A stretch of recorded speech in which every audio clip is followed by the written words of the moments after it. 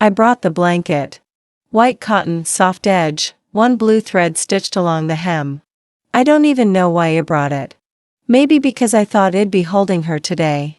Nathan met me in the lobby with 2 cups of hospital coffee. "Mom," he said, nodding like we were at a grocery store. His eyes didn't match his voice, flat, as if he'd already had the conversation in his head and was just waiting for me to catch up. "She's gone," he said, handing me the cup. I didn't take it. I looked past him toward the hallway. "What do you mean gone?" "She was born this morning," he said. "Too calm. There were complications. She's deaf." I blinked. "So, where is she?" He glanced at the floor like it had answers. "We gave her up.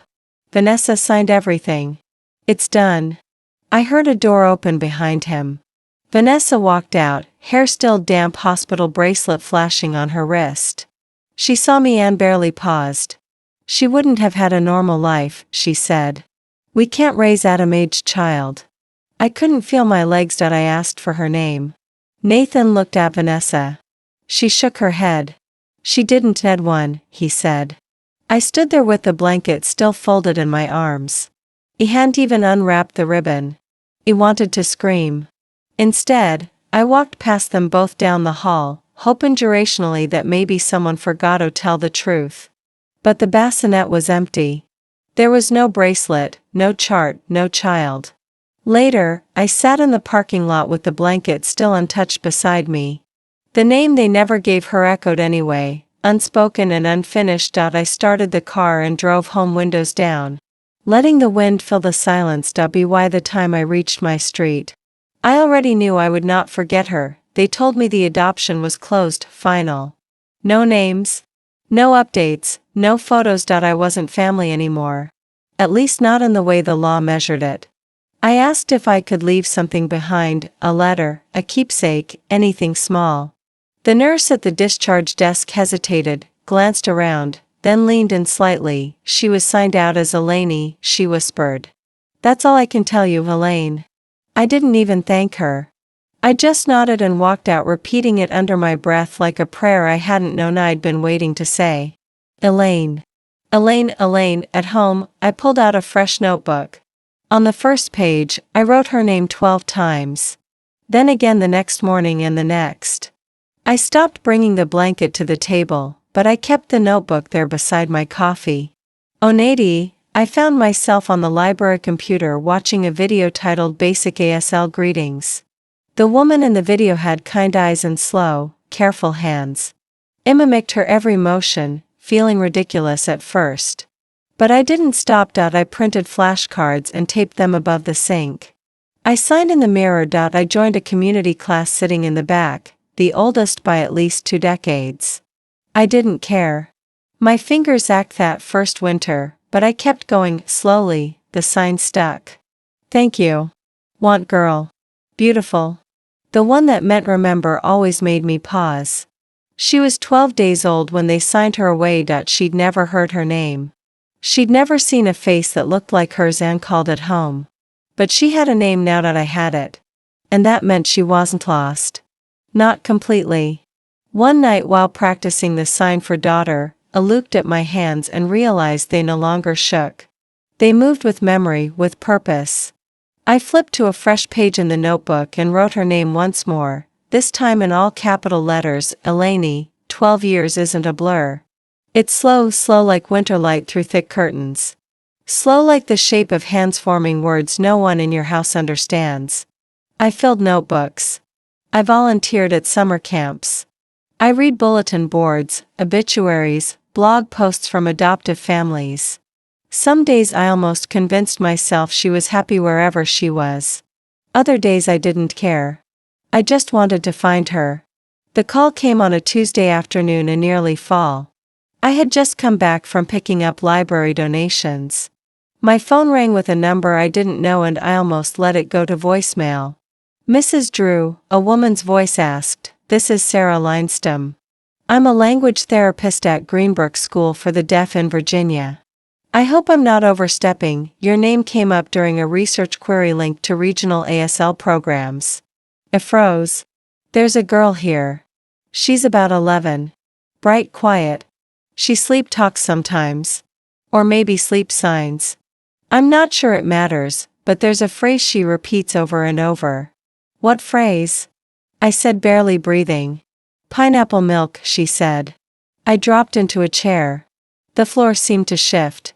Sarah continued, it's nonsense, but it came up in a volunteer search of linguistic imprints. Your name was flagged in a transcription database from years ago. A public sign language class, maybe. My mouth was dry. Pineapple milk, I whispered. I used to say it to her. When she was in the womb, I'd lean close to Vanessa's stomach and just say it. No one else heard it, not even Nathan. The woman on the phone was silent for a moment.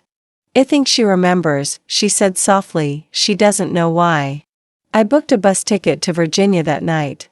I packed the same notebook, now worn and softened at the edges. I didn't know what I'd find, but I knew the phrase had made a throw. Somehow it had reached her, and that meant I could too. They let me volunteer twice a week, library organizing, snack duty, reading to the younger ones if they wanted it. I didn't ask about her. I didn't ask for photos. I just waited. The first time I saw her, she was sitting alone on the edge of the playground, her fingers absently tracing letters in the mulch. She looked like Noon Elson, exactly like him. Nathan, same dark lashes, his crooked mouth, and when her sleeves shifted, I saw it, the birthmark, small oval just under her shoulder. Nathan had one in the exact same spot.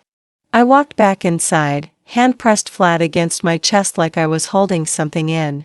A week later, I filed for a DNA test through quiet legal channels. I didn't tell anyone. Not the school, not the staff therapist, not the girl. I just needed confirmation. It came back in a plain envelope. 99.9%, she was his. She was mine. The next time I saw her, she was helping another student zip their jacket. Patient, focused. I crouched beside her with slow, steady hands. I'm your grandmother. I signed. She blinked. Her eyes flicked to my hands, then to my face. I don't know you, she signed back. I nodded. I didn't try to explain. I didn't rush in with stories or names or pieces of the past she never asked for. I just sat beside her while the recess bell rang, and she ran inside with the others. That night, I walked to the grocery store and bought a small box of pineapple juice. I left it on the porch step outside my borrowed apartment, unsure if I was offering it to her or to the version of me that had waited 12 years to meet her eyes. I didn't go back to the school the next day. I went to the courthouse instead. The judge granted me temporary custody without much struggle. Her foster parents didn't object. I signed every paper with a hand that didn't stop shaking until I walked out of the courthouse. When I picked her up from school that Friday, she got into the car without a word. No questions, no glances, just a seatbelt click and the sound of her backpack hitting the floorboard. She didn't speak the entire drive home. She didn't look out the window. She just stared at her hands.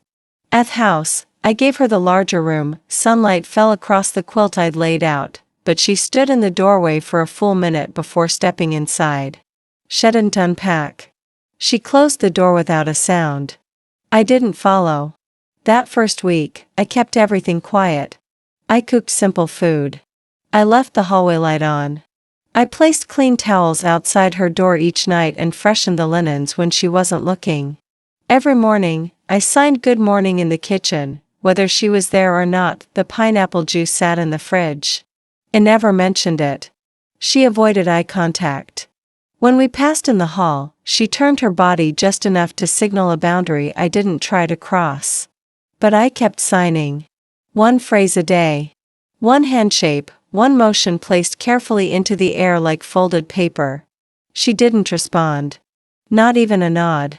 One afternoon, I heard her door open and close 3 times before she finally came into the kitchen. She didn't sit, just stood near the counter looking at the corkboard I'd pinned vocabulary cards to. She signed one word, cat, then turned and walked away.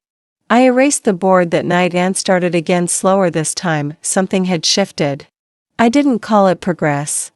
I didn't call it anything, Booty woke the next morning an hour earlier, just to be in the kitchen with my hands ready. She only spoke to the cat, not out loud, but in small, quick signs, pointing, flicking her fingers near her chin, brushing her palm toward the floor when he jumped on the counter. I watched from the hallway more times than I admitted, so I started watching the cat, too. I matched his responses to her signs and copied them later in front of the mirror. After a week, I'd learned how to sign stop hungry and no scratching. The cat mostly ignored me, but Elaine didn't. She noticed. It started with a single correction, 2 fingers tapping her chin, then pushing forward. "Thank you," she showed mesalently. I nodded, tried again. Shouldn't leave the room. Then came the second sign. More. I was offering her another helping of rice and she didn't speak, didn't nod, just signed it. More, clear, firm, without apology. I nearly dropped the ladle. That night, as we were washing dishes, she dried each plate with focus. Then, out of nowhere, she signed, "What's pineapple milk?" I froze, then laughed. And then, I cried. "It's nothing," I said, voice shaking. "It's everything." She didn't ask again, but the next morning, a drawing appeared in the fridge. 2 pineapples and a glass of milk. No signature. From Thenon, it was slow but steady. She helped me edit flyers for a bake sale at the library. Showed me the casual signs other teens used. Slang I'd never seen in textbooks. She corrected my fingers without embarrassment. I pretended not to get emotional each time she touched me wrist. One evening, I found her sitting at the table, flipping through me old ASL notes. She didn't say anything, just kept reading. When I sat beside her, she didn't move away. She signed cold and reached for a blanket. I signed safe. She didn't answer, but she stayed beside me until the lamp clicked off. The next morning, I opened the door and saw her school bag by the bench, zipped and waiting. He showed up on a Sunday just before noon. I saw the black car, first shiny, rented a sticker on the back window that said Nathan Drew for State Assembly. I didn't move from the porch. He adjusted his tie as he walked up the steps like he was about to shake hands with a donor instead of the mother he hadn't spoken to in over a decade. I saw the news. He said about the custody. I didn't answer. I want to see her. Just talk. She deserves to know her real family. His words were too smooth, too practiced. The man I raised was still in there somewhere, but buried under ambition and speeches written by someone else. She has a real family, I said quietly. She's inside reading. He took off his sunglasses, eyes darting toward the front window. Look, Mom. This isn't about politics, isn't it? She's mid-aughter. You made that clear when you gave her away without a name. He winced, but not enough. Inside, the door creaked. Elaine had been listening. She always listened more than people expected. That night, she didn't eat much. Just pushed her food around, then signed slowly. Was I too hard for them? My hands stilled.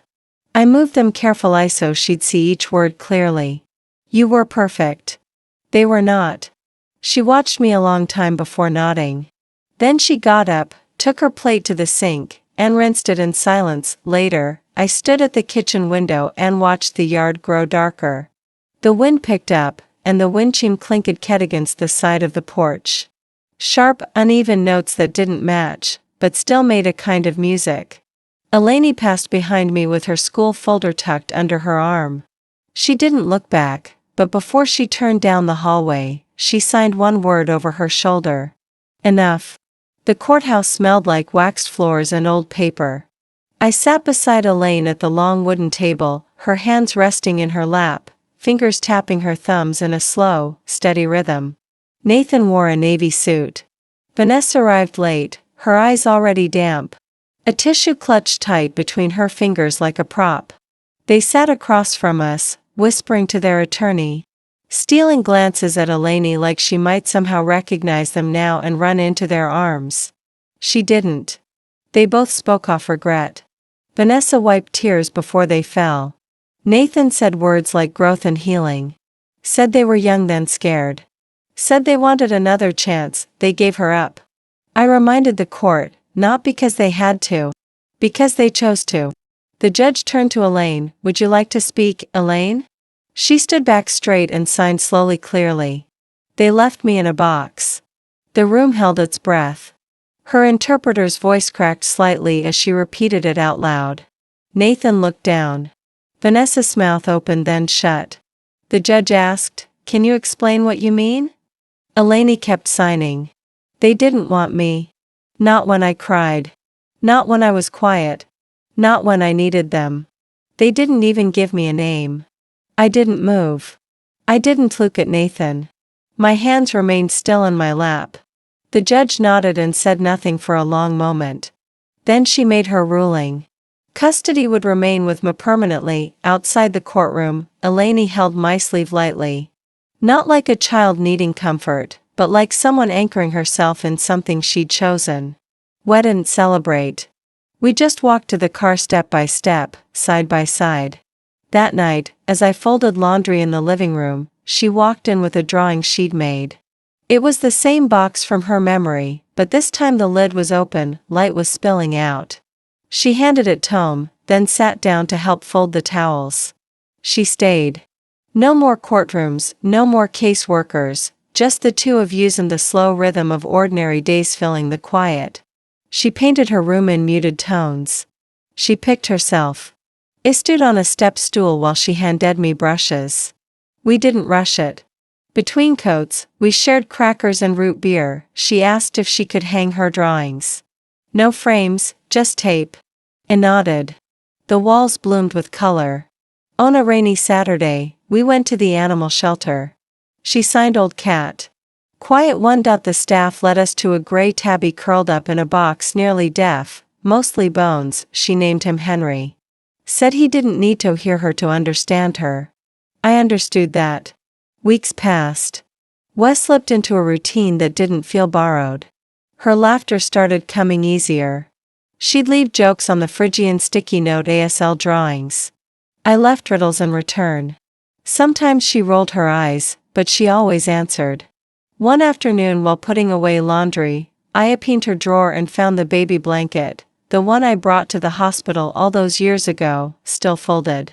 She must have taken it from my closet. She had smoothed the corners like it mattered. I didn't ask why. I just closed the drawer and sat with that feeling for a while. The next morning, over toast and orange slices, she signed home. Not in a sentence, not as a correction, just the word clear and certain as she sat at our kitchen table in Henry's old sweatshirt. I didn't respond right away.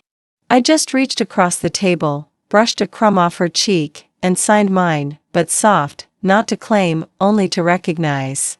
She grinned, pulled the jam closer, and spread it too thick. I let it slide. Later that day, she asked if she could speak at the youth night for deaf students downtown. I told her, if you want to tell your story, I'll be right there. 2 years passed and the spring evening air smelled like something new. I sat in the back row of the auditorium. Hands folded neatly in my lap, trying not to squeeze the fabric of my dress too tightly. The stage lights warmed the students in soft gold. Some used interpreters. Some signed with fire and air fingers. Some trembled and smiled through it. Then Elaine stepped forward. She wore her hair pulled back and her shoes untied. That's how she always walked into things. Part prepared, part flying. The room hushed before she even began. My name is Elaine Drew. She signed each motion. Clear pace steady. I'm 15. I live with my grandmother. She found me. The interpreter's voice echoed those words softly, but my eyes never left Elaine's hands. She paused, looked up, looked toward the back row toward me. Then she signed one word always. It wasn't part of the speech. It wasn't in the printed program. It wasn't for the room. It was for me. Something inside me folded, not with pain, but with peace, like pages finally closing after a story had been told. The applause came after a beat, then loud and rising. Elaine smiled, ducked her head, and stepped down. She didn't come to me right away. She stayed by the stage, talking with the others, laughing, arms moving, eyes lit. She didn't need me at that moment, and that was how I knew she was truly mine. On the drive home, she played music I didn't know the words to. She tapped the beat on the dashboard, then signed bad lyrics, laughing to herself. I didn't ask what they meant. I just tapped along. At the red light, she looked out the window, then turned and signed. Next year, I want to speak again. I nodded. She reached over and squeezed my wrist. The light changed. We drove on.